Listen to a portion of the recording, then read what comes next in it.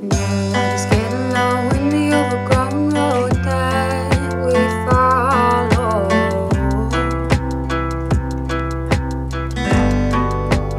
My name is Stephanie Barbour, and I went to VVS in '72 and '73. Cool. And where are you from? Embryville, California, right across the bridge from San Francisco.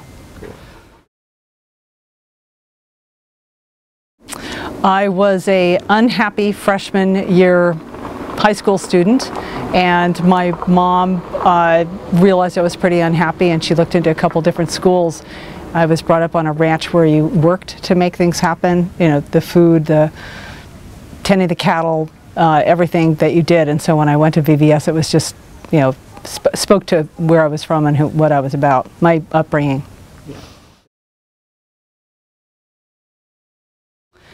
My impression of Verde Valley School when I arrived there, gorgeous, number one. Just, there's a sacred, soulful, land, peaceful, but intelligent place. The land speaks to that, the blue sky speaks to that. The person that interviewed me, the director of admissions, was, I don't remember his last name, Sam Granaccia or something like that, and warm.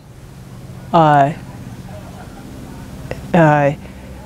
to know who I was, wanted me to understand what the school was about. There was just a deep connectivity that I actually didn't get at any other school, and that spoke to me, spoke to my heart, spoke to my mind.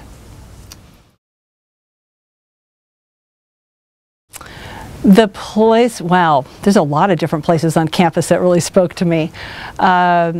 I went up, there's some Red Rocks, I don't know if that's west of the school.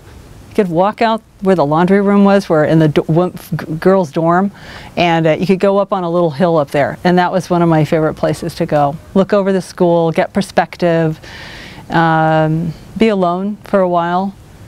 I think the plaza is another one. When I was there were roses and flowers and brickwork and the gravel and you know, passing of people. You always see someone there that you could say hi to. Yeah, and the dining hall, because everybody was making it work. You know, the people in the kitchen, people eating, people clearing. It was definitely a place of action and spirit. You know, it wasn't going to happen unless all the hands were on deck.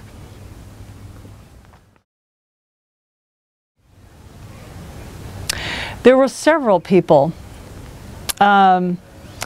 One was Sean Owen. He was my Taekwondo instructor, and Sean never sees this. I know I'm close to my black belt in Aikido. The project, he led the project field trip I was on, and I'm going to say this in a greater way. I really found my voice at Verde Valley School. I went there. I made a choice to go there, and I also made a choice to leave there, not because of anything about Verde Valley, but I was centered on my path and the choices that I made to come there, and then the people that supported me to have a voice. Sean was one of them.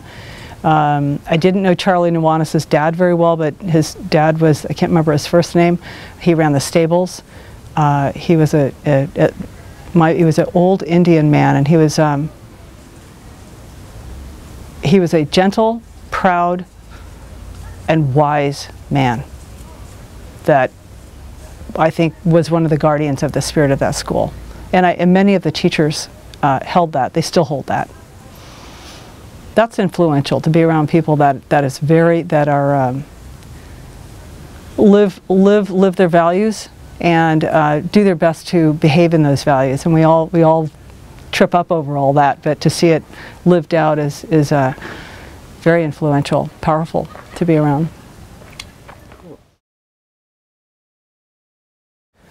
Well, I'm the parent of 2 grown children, and I brought my children up we all made our household work, and I think that VVS embodies that we investing with your hands and your mind and your heart in your intelligence and your citizenship in the world, community life. It is about participation and contribution.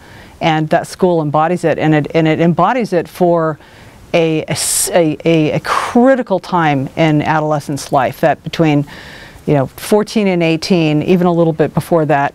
But those years are when, in my experience working with young people, they really want to contribute. And most institutions put a straitjacket on them, and they just sit them behind a desk. But most kids that age, they want to be a part of it.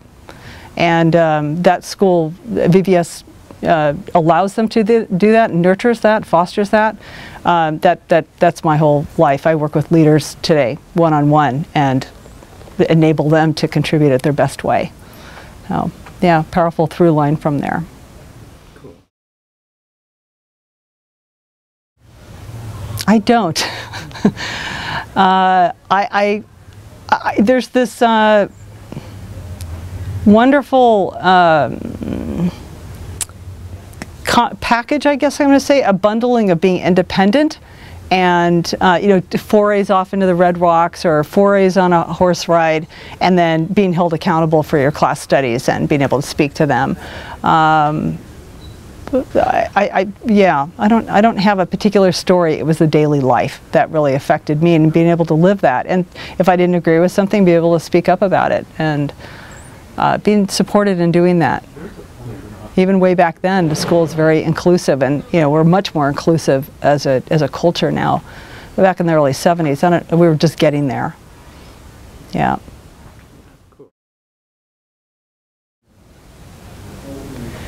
I would say confidently step forward, take each day that you're at the school, speak your voice, listen to yourself, be true to yourself.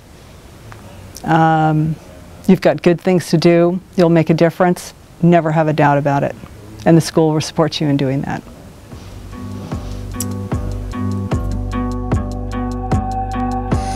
Visions